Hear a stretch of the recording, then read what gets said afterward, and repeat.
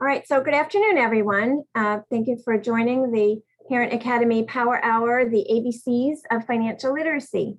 My name is Sheila Kane. I'm the District Family and Community Engagement Coordinator, and we are hosting this Power Hour on behalf of our office, the Office of Strategic Partnerships. We're very grateful for the Pinellas County Consumer Protection Department and our presenter, Anna Maria Millette. We'll be talking the attendees through the ABCs of financial literacy. We would like to ask that you stay muted. You are all muted now, so thank you. I'll mute myself in a sec and hand it over to Anna Marie. And if you want to use the chat box for questions as you think about them, please feel free to do that. If you're not in a position to do that, if you're on your phone and it's annoying, because that sometimes is the case, feel free to raise your hand. You can use the raise your hand feature, or we will have some time at the end of the presentation to take questions, and you can unmute at that time if that's the way you'd like to ask your question. As I said, our presenters from the Pinellas County Consumer Protection Department, and Anna Maria, it's all yours. You can share your screen. We'll let you know it's all good. Thank you. Good afternoon, everyone.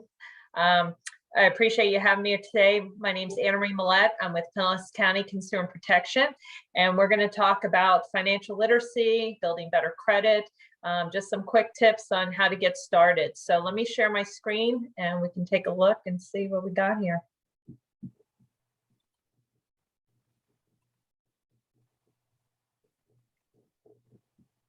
How does that look?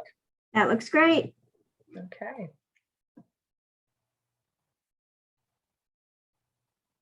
So I'm just going to put up some examples here. The reason I bring these up is because we all have individual stories. The first story is an actual true story. It's a gentleman. He was a hedge fundsman. It's an investing fancy term. I won't get into all that. But he was making about $750,000 a year. Nice house, nice cars. Children were in private school. Everything was going great. He was the top of his game. And he decided to venture out on his own. And unfortunately, because of the economy, it didn't work and everything crashed. He ended up working at a pizza place called Mike's Pizza on 49th Street, believe it or not, delivering pizzas and mopping floors. He had to do anything to get some kind of income because he still had all his debt. He still had all his bills, but the income had stopped because this business adventure didn't work out. And like I said, you can Google his story. And it was very humbling for him because he was delivering pizzas to people that he used to work side by side with. And so it was a big eye opener for him. And the reason I bring this up is because we all have our individual stories. My situation financially is going to be different than yours, and everybody's varies. There might be a single mother with 3 kids. She may be a waitress where her income may vary depending on how busy she is at the restaurant. She may not get child support on a regular basis. So again, her income is going to vary from week to week or month to month.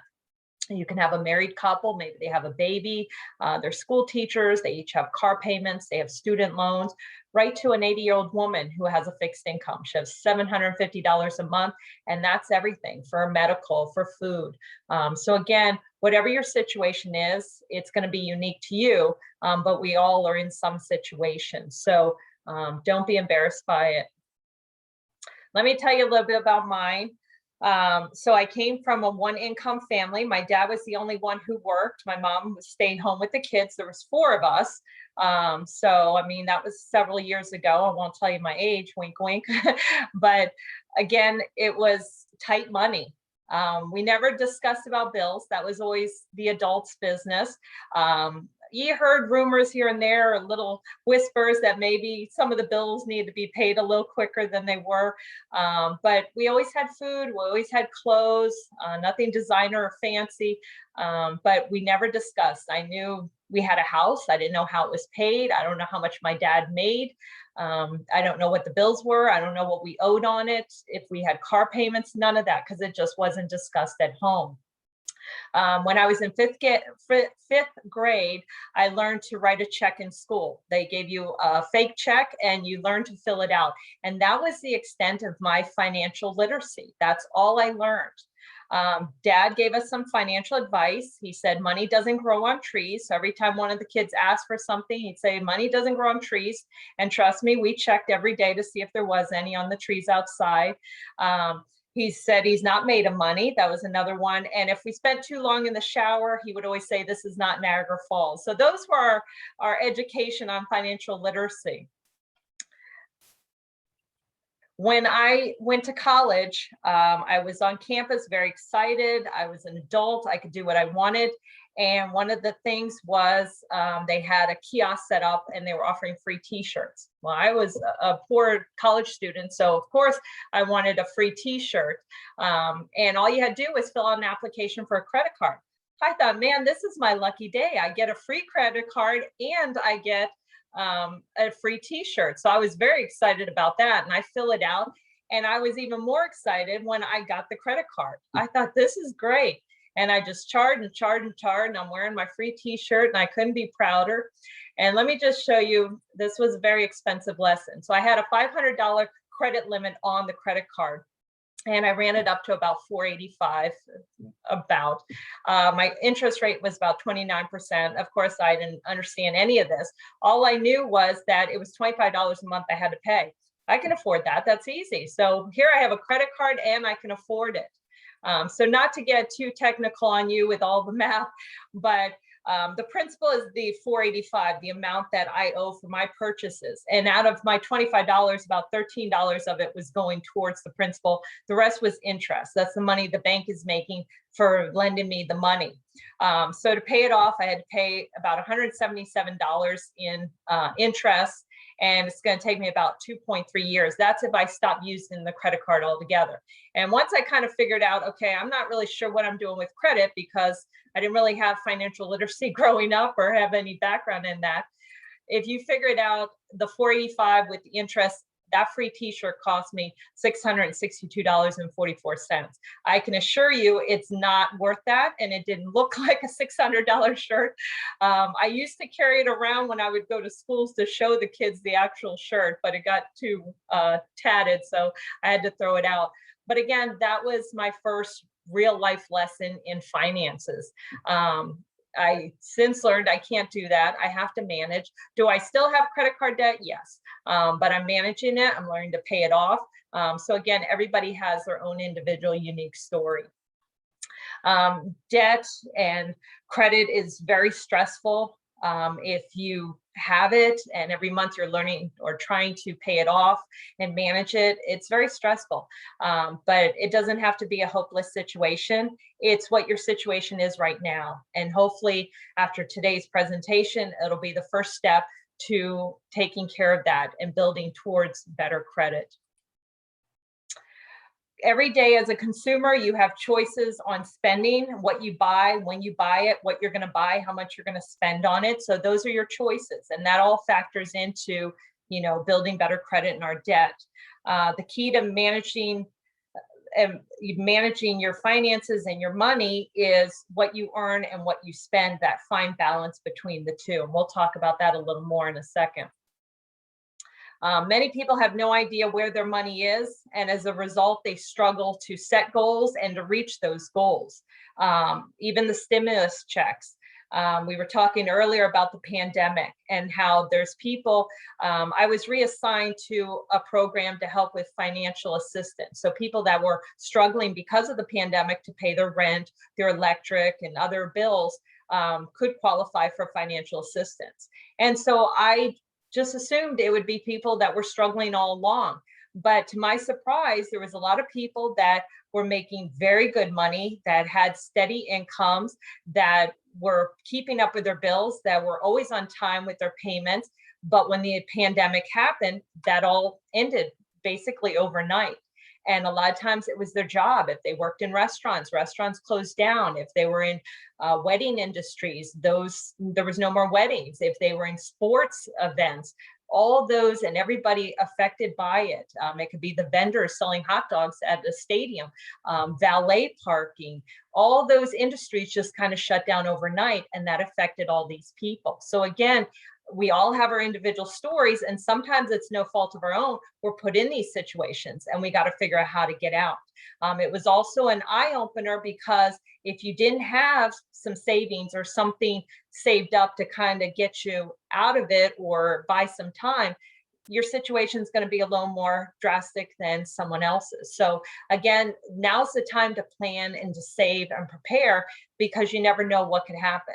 At the very least, there's always an unexpected bill that pops up. You never expect a bill. You never think, oh, right now I need a new tire. I have a nail in it or something. I didn't expect that. Trust me, I'm not trying to drive over nails, and that's going to cost money. So again, you have to be prepared. Managing money wisely allows you to not only set those goals, but to reach them for you and your family. I think we'd all agree this is a pile of money. As I kept looking at the image earlier, I'm like, oh, there's some 20s and hundreds and tens. That's definitely a pile of money. But this is also a pile of money. So it doesn't have to be the dollar bills. Any amount you have, start saving, start putting aside, because every little bit counts and every little bit will add up. So if it's just spare change in your pocket, when you get home, I have a wooden box that was built for me years ago, and I throw my change in there. And when it adds up, then I take it to the bank and have them, give me cash for it. So again, you want to take your small pile of money and make it that big pile of money. But it takes time, and every little bit does count. If money's been a source of your problems in the past, again, it's difficult to set those goals and those dreams. But if you start small, you'll say, well, I don't have money to save. I barely have money to pay my bills or cover my finances, but start out small. Can you put a little bit aside? Like we talked about, that spare pocket change. Can you set a goal of $10, $15, $25? You say, yeah, well, I can try that. Okay, so once you reach that goal, then extend it. Say, okay, now I'm going to try to double it. So I've saved $25, let me save $50. And what is that? Is that gas for your car? Is that some groceries? So equate it to that. It might sound like such a small amount, but it is something. It equals gas, it equals groceries, it equals something that you still have to pay. So you might as well save for it. And again, it's about turning that small pile into a big pile. There's also spending leaks. When you track your expenses, you'll probably find areas where money seems to disappear. You're not sure where it went. You don't have something to show for it. For me, it was those fancy schmancy coffees, like $5, $6 a cup. And after I drank it, I have nothing to show for it. It tasted good at the moment, but it adds up quickly. Spending leaks means that you have less money available for the savings and for your goals and for paying off that debt. And again, minor purchases do add up. This is just a quick example. We can all relate to fast food. $4 meal for $4, for $4, and you add tax, $4.28, less than $5. Sounds like a good deal. What's the big deal? And it may not be. Once in a while, we need to splurge. We need to treat ourselves. So again, that may not be a big deal. But once you do it over time, once, twice, 3 times, and you keep doing it, it adds up. And again, equate that to what it may equal. So if you did it every day for a month, 30 days in a month, you would spend $128.40. So again, you think, $4 for $4, what's the big deal? Less than $5, but over time it adds up. And then you think, what can you do with $128? Does that pay off a bill? Does that go towards your goal? Maybe you want to take a trip. Maybe you're looking to buy a car. So again, these little things that you may not need do add up. When you're purchasing, ask yourself questions before you make the purchase. You don't have to do it out loud in front of everybody in the store, but just to yourself. And I teach financial literacy to small children all the way to adults. And it's really the same information. It's just the level that you teach it at. And the one thing I emphasize with the kids is wants and needs. And I realize as adults, we need that reminder that what is a want, what is a need. So when you're going to buy something, ask yourself, why am I spending money on this item? Do I really need it? Why do I want to buy this item? Are you just bored? Are you buying the $4 meal because you don't want to cook at home? Is there something at home that maybe you can make and save that money? What is the purpose behind the purchase? Do you really need a new pair of shoes or a purse or whatever you're buying? Is there a cheaper alternative? You know, we may want to buy at the high-end stores, but there may be something, maybe a thrift store or a yard sale, or there's other options. And again, when we're tweaking our finances now to get out of debt, to pay things off, it's not forever. It may just be a temporary thing. And I always tell people, try it for a week. And then if you could do it 2 weeks or whatever time frame you need, but don't panic. It's not like a diet for your finances where you can't have a splurge or a treat. And then how much time will it cost me? We work hard, all of us. And when the weekend comes, we want to relax and enjoy it. Think about that item, how much it costs, what you make an hour. So translate it to how much time you would have to work to pay for that item. And is it worth it? So these are all things that you can ask yourself to decide whether it's really necessary to make that purchase. Here's some wants and needs, some things that maybe we could tweak. And I know at first I get confrontation and people say, there's nothing I can cut. There's nothing I can tweak. All right, let's just discuss it and see. Again, eating out was huge for me. I kid you not, I used to not pay very close attention to my credit card bill. One day I'm looking at the statement and I thought, somebody must have stolen my identity. There's a lot of charges on here. And as I looked at it closely, I said, well, that's weird. This person goes to the same restaurants I go to, the same stores I go to. And then I realized I might have a shopping habit. I might have a little bit of a spending habit here.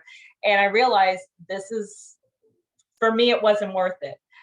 So eating out, the fancy coffee, those were my weaknesses. That was what I splurged on. And I always thought, no big deal. But when it added up and I saw that credit card statement, I thought, this is a big deal. This is costing me a lot of money when maybe I could cut back on that. The next one, hair and nails. We all love to get our hair and nails done. Before the pandemic, I thought nothing of it. When I needed it, I'd go get it done. And then when they closed my salon and the nail place, I had to figure out alternatives. We were doing do-at-home haircuts and painting our own nails. I went natural for a while as far as letting my nails grow. And so again, the pandemic forced us into certain situations that made us realize we have to cut back. Since then, now that things have reopened, I realized I don't have to go get my hair done every day. I don't have to, or excuse me, every week or 2 weeks. I don't have to get my nails done. So again, these are some areas that you could tweak to maybe come up with that money to save or to pay off a bill. Cable, do you have the fancy package with the sports unlimited and the movies? And could you go to basic? Could you cut cable out for a little bit and maybe just have internet for your kids' schooling? So these are different options: clothing, food, where you shop, what you buy, cooking at home versus eating out, coffee, cigarettes, liquor, lottery. Those are all fun things, all very expensive things. Could you carpool, save on gas? Switch off with, maybe you do 1 week or 1 day and mom does a different day. Paying your bills on time. Not only does it build better credit, but it avoids late charges. If you're struggling to pay that bill every month and then they tack on $35 or whatever amount in a late fee, that hurts. That's painful. And then if you don't have the money and there's overdraft fees. So there's a lot of things that can add up to just keep piling on to that debt that you could avoid. Don't wait, get started today. It's so easy when there's things you don't want to deal with to procrastinate, to just put your blinders on and say, I'll deal with it tomorrow. Just go ahead and start today. Figure out what it is that you owe, that you need to pay off, what you want to save for, what your goals are. The hard part is stop incurring new debt. With my credit card, I got to put that away. They used to joke about stick it in some water and then freeze it. So that way you can't even get to it. You'd have to chip away at it if you actually wanted to use it. I'm not saying be that dramatic, but you have to stop incurring debt so that you can pay it off. If it's a revolving door where you're paying money towards it and then charging, it's never going to stop. So don't keep digging the hole if you're trying to get out. Put away the credit cards.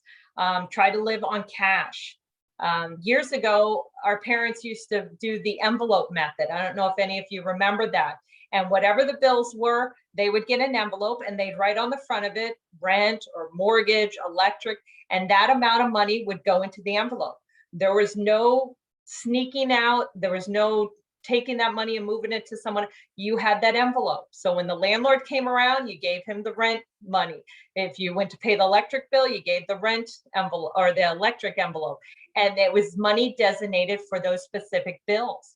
It worked and there was nothing wrong with it. So maybe that would be a good option. It sounds old-fashioned and archaic, but that might be a good method so that you have at least those necessities as far as electric and rent and water paid off and the money designated and set aside. This is a word that a lot of people, and that's why I have it with a question mark, they're like, budget, what's a budget? I don't want to hear that word, but this is a very important thing to do. A budget is a realistic look, and you have to be honest of what your finances are, what income you have, the money coming in, and then what your expenses are, the money that you're spending. And you have to be 100% honest with yourself. You don't have to be with me, but you have to be with yourself if you want to be successful in it. Everything you have is income, and then everything you're spending on. Don't say, oh, well, yeah, that one bill, but it's small, so it doesn't, everything counts, and you have to be honest and put it out there. And all a budget's doing is making sure that you have enough money every month to meet your needs as far as your payments, your bills, your monthly necessities. Again, you want to track your spending, no matter how small it is, track it. If you put 50 cents in a machine or bought a $1 cup of coffee at McDonald's, make sure that you track it because every penny counts and it adds up. So with your budget, you're going to, again, take all your income, no matter what it is. And again, your budget is going to vary from month to month. You're going to have to reevaluate it, but that's okay. That's normal. So you may have more income one month than you have another month. And then your expenses, you're going to have certain fixed expenses, maybe your car payment, your mortgage or your rent, your cell phone. And then you're going to have your variable expenses. And those are the things that are going to change. They may not be the same amount, your food, maybe your utility bill, those kind of things. But again, be honest, put everything down. This is, and I apologize, you can't see the whole thing. It's actually a very detailed budget sheet called Make a Budget. I put on top there ftc.gov, and that stands for Federal Trade Commission. That's their website. That's where this budget sheet comes from. I love it. It's front and back. It's very detailed. This is just a top portion of it. Goes through housing, transportation, childcare, you name it, it's on there. It even gives you space for areas that maybe you need to add to it. You can go to their website. If you have a group or an organization or you want a whole booklet of it, they'll mail it, they'll ship it to you free. You can buy it, or not buy it, but order it in bulk. Or if you just want 1 or 2 sheets, or you say, I just need a couple copies, you can click on it, you can view it, and then you can print out right from the website. So it's wonderful. And like I said, and they have a lot of information as far as budgeting and financing and money management. So that's a great website, ftc.gov. So again, there's 3 things that are going to happen when you do your budget. One is your income and your expenses are going to be exactly the same. So you're going to be 0 or break even. Your income is going to be more than your expenses. This is the ideal thing. You want to have more income than you're spending. And then a lot of us, is the case where your expenses are more than your income. And that's a serious situation. That's when we need to start clamping down on some of those things that maybe we could tweak. Maybe we could, stop doing for a week or 2 weeks just to kind of build up our income and get those paid off. Budgeting can be overwhelming. I'm not going to, sugarcoat it.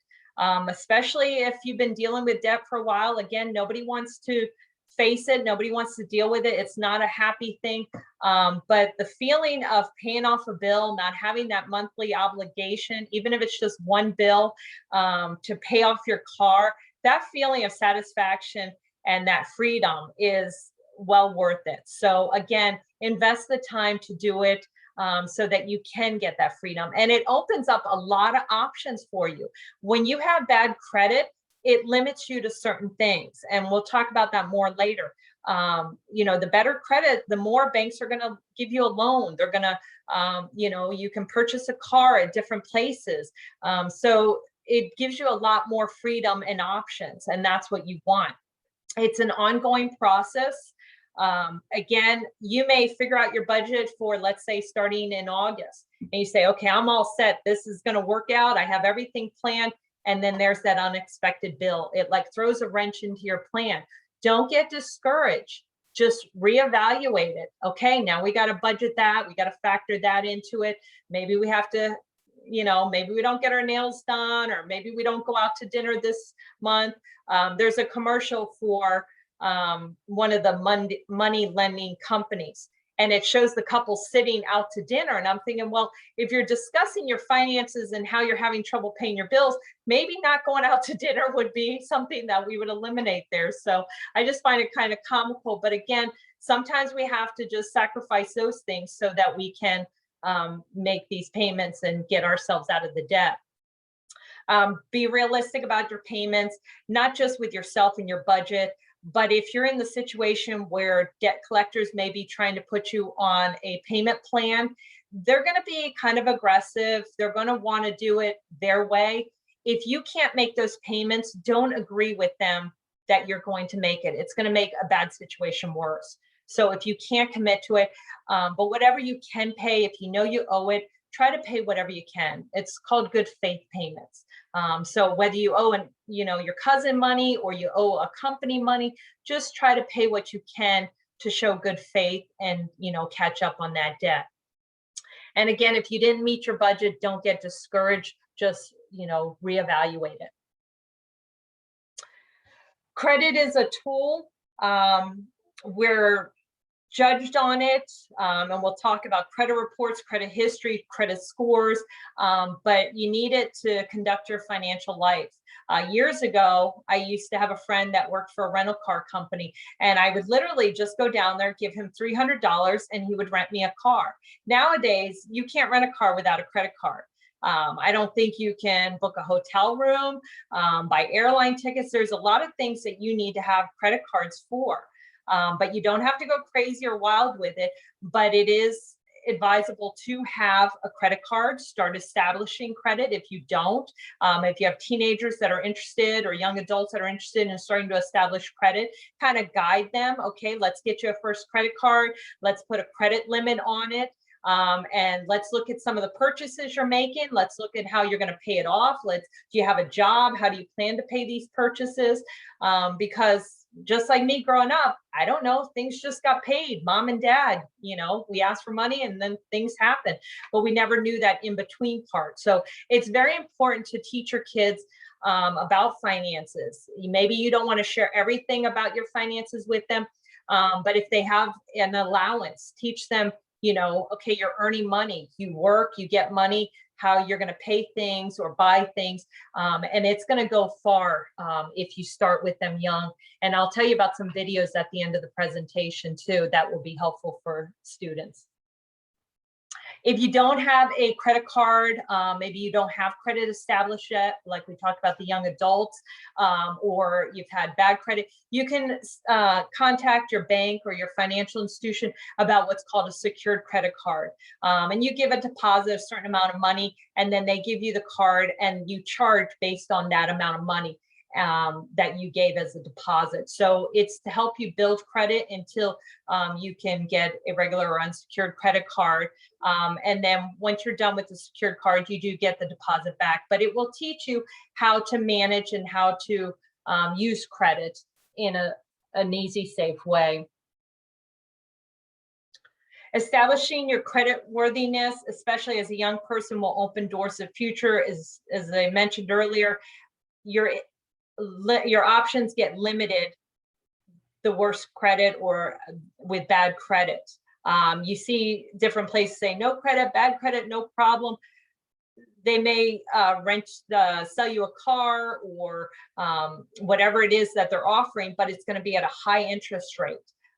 You may not have the options. A lot of these places don't offer you the best selections, and they know you're in a tight financial situation, and they almost take advantage of that.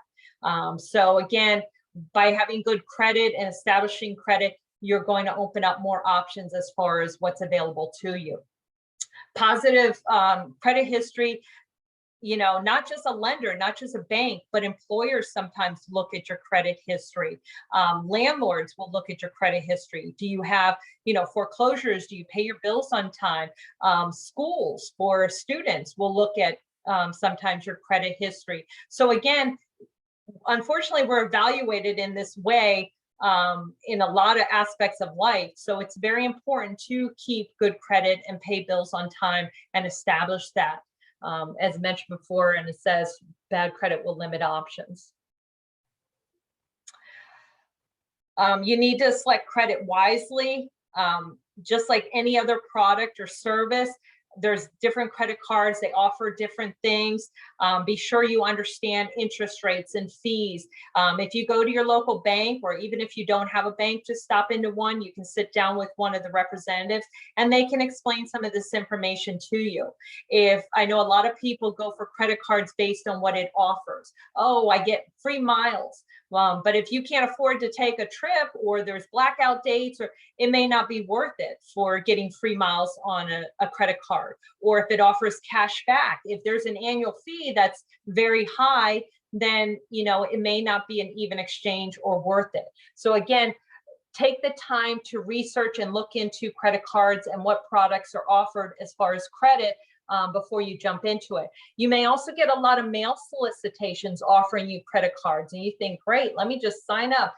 Do not apply for a bunch of credit cards that may put you in further debt or that you don't need. So we're going to talk about these fancy terms that we hear about, and sometimes they're intermingled as far as credit history, credit report, and credit score. So your credit history is just like history we learn in school of the United States. It's everything that's happened in the past. And that's since when you've established credit to today, it's everything that's happened with your credit. It has a lot of detailed information, from your personal information, your name, your address, Social Security, how much debt you have, do you make payments on time, how much credit do you have, how many accounts you have, just everything about your history. Just everything you've done with credit is going to be your history. And then what they're going to do is put it on a nice report for you. It's a comprehensive report called our credit report. And there's 3 major credit bureaus that have these reports: TransUnion, Equifax, and Experian. And those are the 3 main ones. There's tons of them.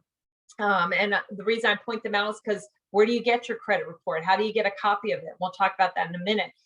So again, a lot of people talk about the credit score. Oh, I know my credit score. My credit card gives it to me. Well, keep in mind, they may only be getting it from one source. Maybe they're only getting it from TransUnion. So there's 3 major credit bureaus. They're all going to report things differently. Should be similar, but they may be reporting things differently. And you want to make sure you get that information. You want to make sure that information is accurate with all of them. And that's what your credit report's going to do. That's going to be like your credit, like a report card. It tells you everything. You want to make sure that information is correct and accurate on it. The credit score, like I said, we all speak about. It's usually a 3-digit number. The lower it is, the worse. The higher it is, the better. And that's what lenders are looking at, is to see what your credit score is as far as lending you money. Are you worthy of lending money to? Are you going to pay me back my money, is what they want to know. So again, this number comes from the credit report. So what's on that credit report, it may be all your information, and maybe it's not very good, so you have a lower score. That's fine. But what if it's not correct information or inaccurate information? That affects it as well. So you're going to be penalized. So make sure that you check your credit reports, that that information on there is accurate, it is correct. just a quick image to show kind of what the credit score is made up of as far as payment history, amount owed, length of credit, and so forth. So we talked about the credit report. If you're ever denied credit, you are entitled to a free credit report. But now the law is that you're entitled to a free credit report from each of the 3 major credit bureaus, and I have them highlighted there in yellow, once a year. So you can get them all at once. You can stagger them however you want. But again, get them from each of the 3 major credit bureaus. Reason being, like I said, they're going to report information differently. I'll just throw out an example. Let's say you have a Target credit card and you're delinquent on it, and they report it to the credit reporting agency. They may only report it to TransUnion. So if you're only getting a credit report from Experian, you won't know what else is on that. You won't know about that debt because you're not getting a credit report from them. So get in the habit. You can call them, you can go on their website and get a copy of your credit reports, look them over, make sure that everything's accurate and correct and current on there.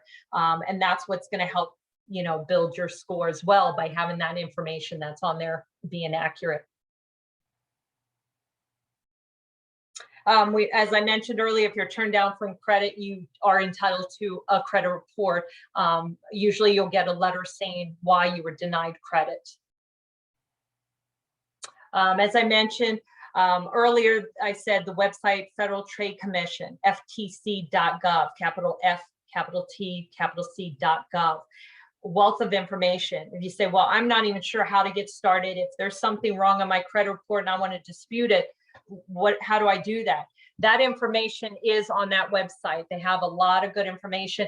They'll even give you sample letters. So you basically just fill in the areas that you need to, whether it be your name or other information, and they'll give you a sample letter how to dispute if there is something inaccurate. You can always contact the credit reporting agencies or write them a letter as well. Once you dispute an error on your credit report, the credit reporting agency typically has 30 days to investigate it to determine whether it's valid or not. And again, they'll come back to you to let you know their findings. If it is found that it's inaccurate or not up to date or correct, then they'll notify the other agencies to make that correction. But again, you're going to be the best person to monitor your information. So, again, when it's time, request those credit reports again and make sure that information was updated appropriately. I posed a question, the difference between a credit card and a debit card. A lot of people don't know the difference, or they think the only difference may be one you use a PIN number, one you don't. And again, there is a big difference between them. Your credit card is money that you borrow from a bank, whatever bank is backing that credit card. So again, you get a credit card, you swipe it real easy. See how I can do it so easy? Because I've done it so many times. But don't get in the habit of swiping too much if you can't pay the bill. Because again, they're going to send you a bill at the end of the month. It's going to list your purchases, and you're expected to make that payment in full, ideally in full at the end of the month. Some of us say, well, I can't pay it in full. Then they're going to charge interest on the unpaid balance. So again, that's why it's important to pay in full, because now you're getting charged extra money. The interest is their fee for lending you the money to use their credit card. The debit card is linked to a checking account. So whatever money you have in that account, you can swipe, swipe, swipe as long as you have that money in the account. So again, you want to be careful, because those are your funds. And once the money's gone, there's no more charging or withdrawing from that account, whether it be through an ATM or making purchases. Now, I mentioned the PIN number. If you do go to a place, let's say a grocery store, and you're using a debit card, a lot of people say, well, you can use it as a credit card. And you can swipe it, and then they have an option where you can choose not to enter your PIN number. And the benefit of that is one less piece of information that you're putting out there, because identity theft is big, it's rampant. So the less information, personal information that you're providing, the better it is. So you can use your debit card as a credit card, but it's still coming out of your checking account. So don't be fooled by that. It's still linked to that checking account. They recommend you have at least one credit card to start establishing credit history. Again, limit the number of credit cards you have. You don't need a whole bunch. I know when you go to some stores, they say, oh, you can save 10% today. Just sign up for a credit card. And you think, wow, that's great. But if you figure it out, that 10% might be real small. It might not be a lot of money. And now you have this credit card and you have this temptation and you have this easy access to charging and buying and spending and getting back into debt. So again, limit the number of credit cards you have. If you're just trying to establish credit, one will do it. If you want two, a credit card, debit card, that's usually fine. Cards are convenient. They're safer than carrying cash. With credit cards, you're going to have the disputing option. So if you don't get a product, it's not correct. Something is, you can dispute it with the credit card company. So whereas with the debit card, that money's already come out of your account, so the company already has your money. So you don't have that disputing option. So again, a credit card does offer you that convenience as well. If it's lost or stolen, usually you're not going to be held responsible for those fraudulent purchases. Speak to your bank. They have their own guidelines as far as if you don't report it immediately, what's reported. There may be, you might have a liability of up to $50, but usually, like I said, there's no responsibility when there's a lost or stolen credit card. And credit cards can be, helpful in a case of emergency. Something comes up, that tire that got the nail in it, and you're not expecting to buy a new tire. Maybe the credit card is what you have to do so that you can keep your transportation and get to work or get to school or wherever you need to go to. But again, be careful because charges can add up quickly. A few $100s here or there or there. The next thing you know, you have a few $1,000s charged on a credit card. So how you use your credit card as far as payments, spending, that's going to affect your credit history and your score. Don't delay in getting debt free.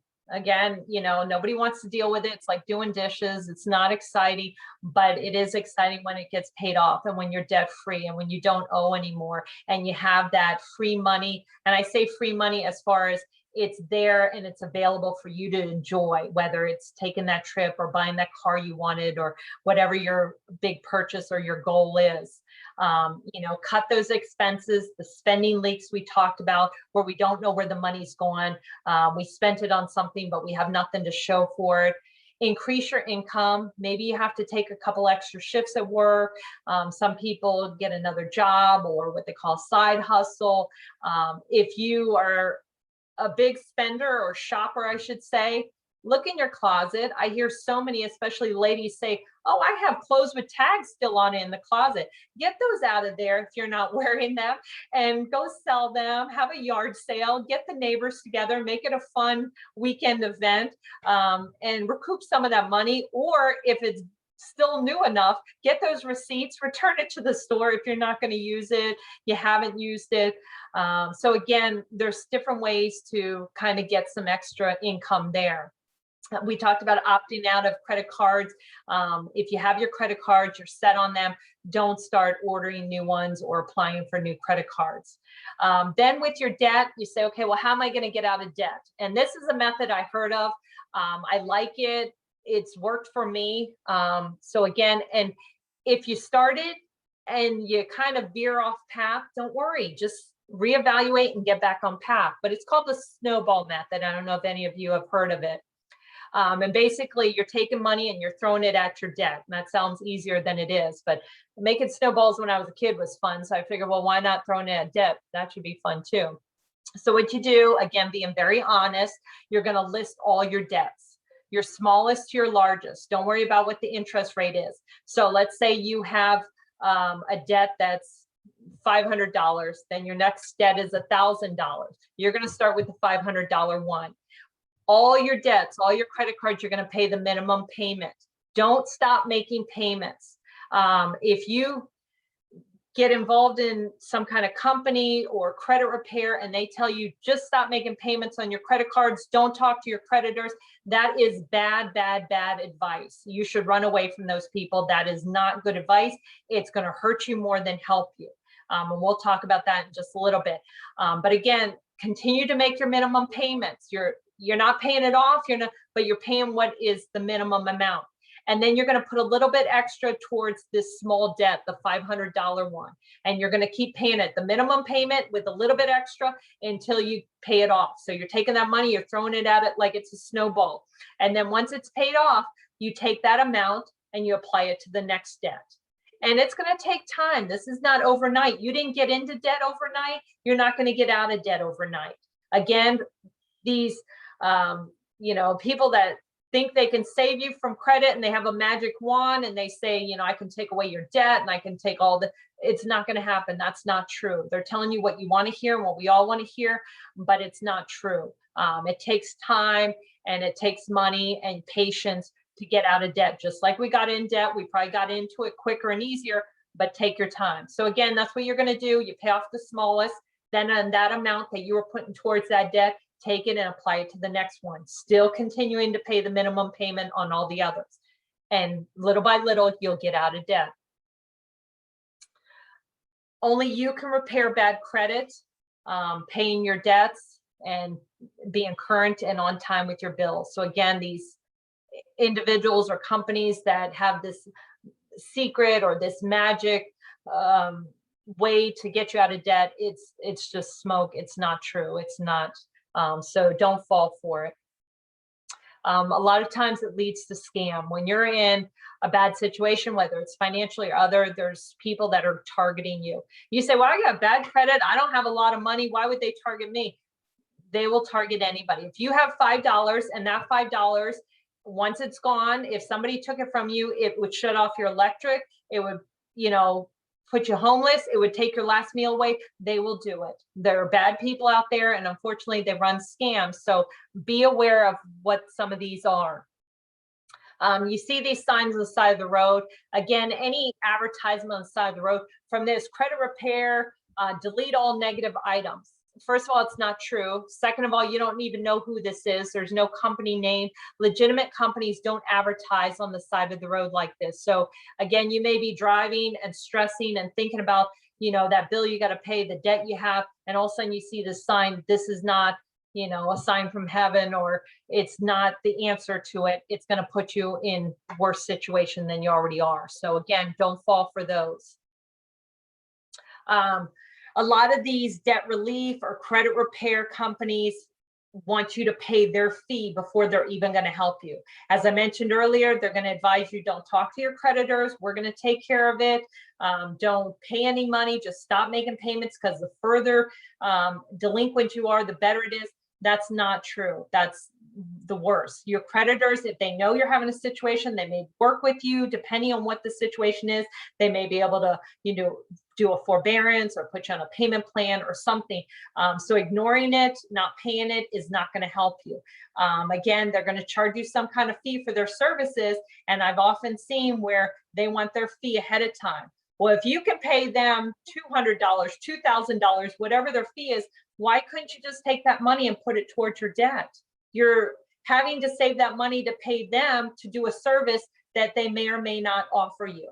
Again, once you pay them the fee, it doesn't guarantee you that they're going to do anything for you. So be very careful of these companies that want to help you, or, I would say bad credit, no problem. It's going to be a problem, I can assure you. So payday loans, sometimes we're looking for some fast cash. How this works is, in the example here, they're going to loan you $500. The fee in this example is $75. Usually you get paid every 2 weeks. So in 2 weeks, they're expecting you to pay back the loan. Unfortunately, that's not how it usually works out. Usually, if we were having a hard time and needed the money right then and there, 2 weeks from then, we're still going to be having some hard financial times. So they'll roll it over. You have to pay another fee, another $75 or whatever the fee is. And then, you're to pay it back. But it gets to the point where you may not be able to pay it back, or you're paying more fees than the actual loan that you borrowed to start with. So again, if there's another option, if maybe you can hold off on paying it until you've saved the money, you can borrow from a friend or some other option. This is not going to be the best. Sometimes we're in a tight situation and it's what we have to turn to, but just be aware of the consequences when doing a payday loan. Title loan is very similar to the payday loan. Again, you need some money to lend you, but instead of putting a fee down, you give them the title to your car. Now that should sound like a bad idea, just me saying it. Unfortunately, a close family member of mine decided this was going to be a good option for him, and it didn't work out as well as he thought. Again, you give the title to your car, they lend you the money, but usually you have about 30 days to pay it back. If 30 days you can't, they'll roll it over, they'll give you additional time. At the end of the loan, if you can't pay it back, they take the title to your car. So not only did, you know, this money that you had to pay out, but now you've lost your transportation. And that's exactly what happened to my family member, was they lost their vehicle. And in speaking with them, I said, be careful. They're very friendly to you. Sure, they're going to give you additional time because they're going to make more money.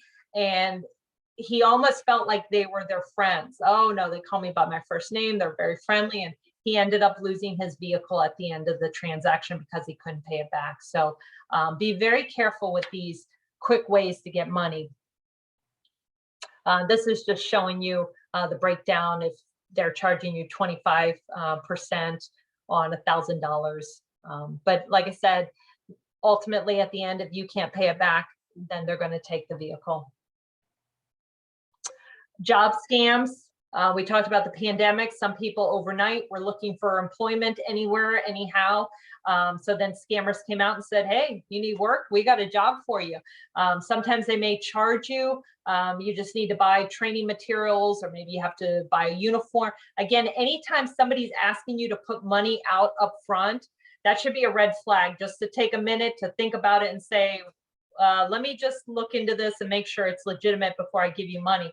Obviously, you need a job, so money is an issue. So having to put out money, you know, should be a red flag to you.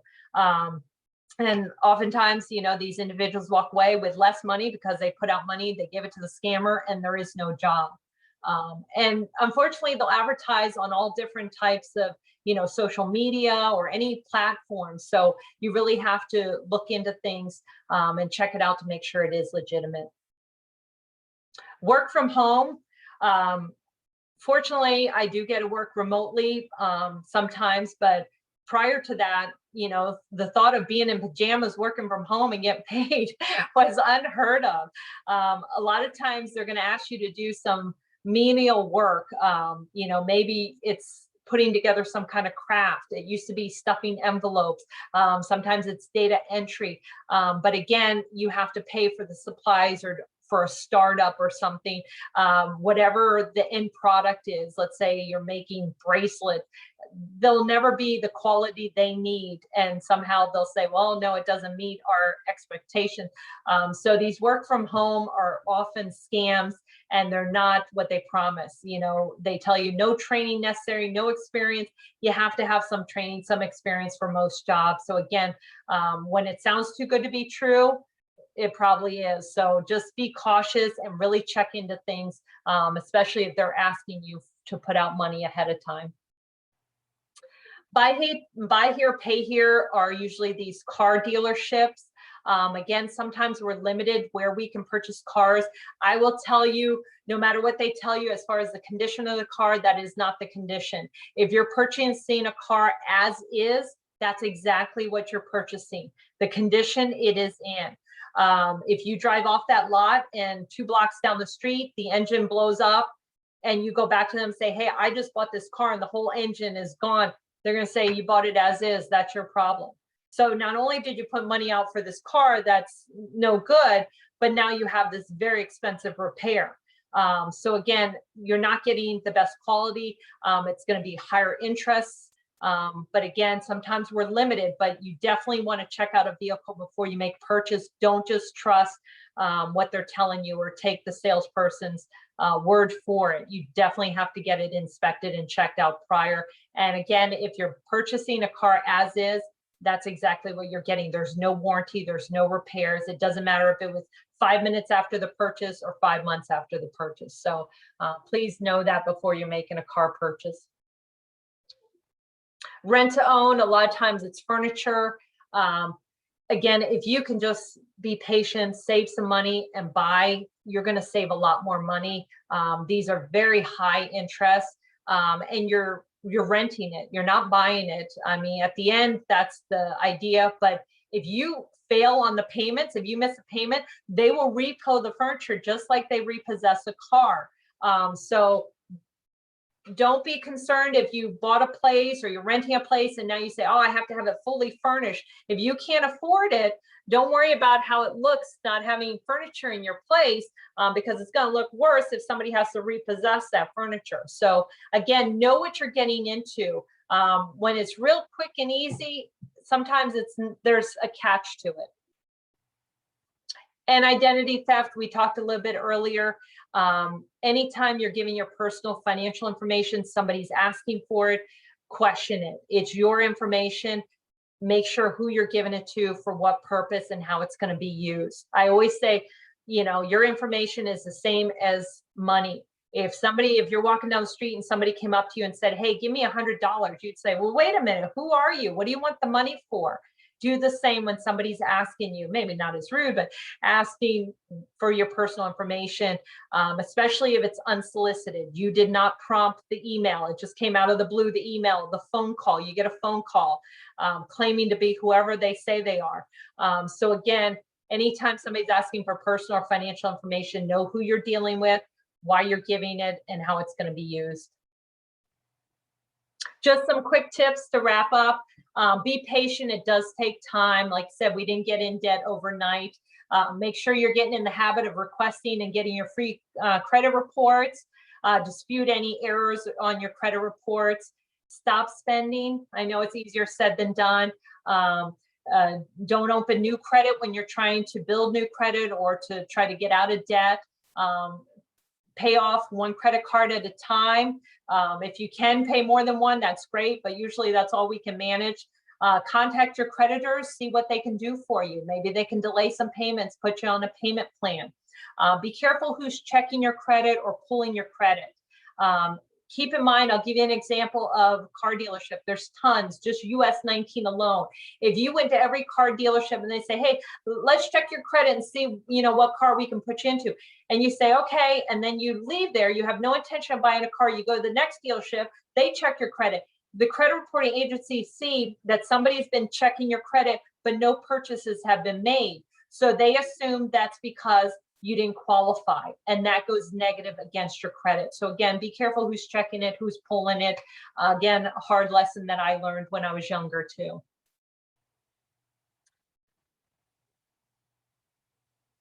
Again, charge what only you can afford.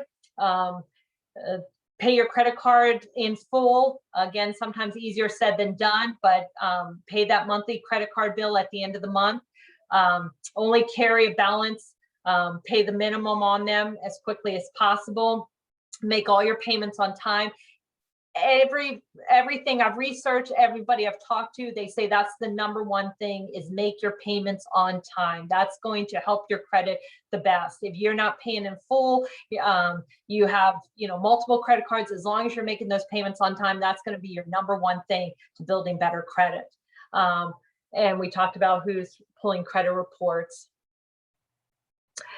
Just last tip, I mentioned earlier, getting your kids involved in financial literacy, teaching them about finances. It may not be on the level we discussed today, but on their level, or little by little, including them in what finances are, how to save money, how to budget money, how to spend money. Our department has come up, if you search on YouTube, Pinellas County Consumer Protection, Financial Literacy, we have 3 YouTube videos. A lot of the students, 4th, 5th grade, are going to Enterprise Village. So they've invited us to come out to certain schools, and we would talk to them about financial literacy. It was like a review or an overcap of what they're learning. They've been learning throughout the semester or the year, and then what they're going to learn or implement at Enterprise Village. So we decided to put together some YouTube videos of that information. They're great for teaching your children, teaching your students. There's places you can pause, you can ask questions. So it's a great resource, a great tool. So check those out. You can also go to our website. I think I have it next. There it is. So that's our website, pinellescounty.org/consumer. You can get that information as well. You can also get tons of other information on consumer issues and topics. That's our contact information. Feel free to give us a call. You're welcome to call me directly. Again, my name is Anna Marie. I'll be happy to speak to you one-on-one if you have some questions. I don't do individual budgeting or financing, but we know a lot of resources, a lot of information to help you get out of that debt and on a better track. And like I said, we all have our own individual situations, so don't feel like you're alone. Any questions or comments? I guess I'll unshare now, or unshare the screen and then stop sharing, and then we can take some questions. Wow, all I can say is wow. That was a jam-packed, awesome session full of information. I checked out that website, the ftc.gov, and you're right, there was a wealth of different resources there. I'll download that budget worksheet and send it out to anybody who registered for the session, because that would, I think that's the biggest, that's the first thing is what is a budget? Like you said, where do I start? So, and that snowball method, I've heard that before, and I think that it's almost contrary to the way you think, right? You think, well, I should start paying off my bigger balance first, right? I should throw all my money at the bigger balance to reduce that. But, getting rid of one is better than, little payments across. I mean, making the minimum payments, like you said. But we don't have any questions in the chat, but if any of our attendees have questions and would like to unmute, we can hang around, or I will be sending the recording link along with the resources I mentioned to anybody who's registered. So yeah, I think this was awesome information. And I just, I think we should probably plan to do something like this for our career conversations for our young people. Older, but I just think if they have this understanding early on, this will be awesome. I mean, that's a good idea. The video, but it's nothing like the hour of career conversation. So that's something else we can do. That means we'll be back in touch, Anna Marie. And you'd be surprised how much the students already know. But like I said, it's great to get them involved and teach them. And, even the teenagers, I asked, well, how are you going to pay for your first car or your first apartment? And they say, Mom and Dad.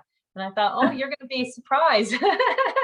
So again, it's good to teach them and learn the finances. And, all of us at any point have been in debt, and it's not a good feeling. So we can save them from that happening to them and learning to budget and save, let's start young and get them going. So. Right. Well, thank you, Anna Maria, and thank you, attendees. We're happy to be offering the Parent Academy Power Hours. We've got one coming up on the 28th, and that's kind of nicely following this session. It's home buying. It takes planning ahead, and it's following up on, right, you just don't turn around and buy a home. There's a lot of planning, starting with getting your financial life in order and putting some savings aside. So that one's on the 28th. All our Parent Academy Power Hour information is on our website. It's PCSB, for Pinellas County School Board.org/Parent Academy. All the past sessions with the recording links and all the upcoming sessions with registration links information can be found there. So thanks, everybody. Have a great evening. Anna Maria, we are grateful, and we'll definitely be in touch. And I will include you, of course, in the emails I send out to the registrants. So thank you. I appreciate everybody. Have a good night. Bye-bye.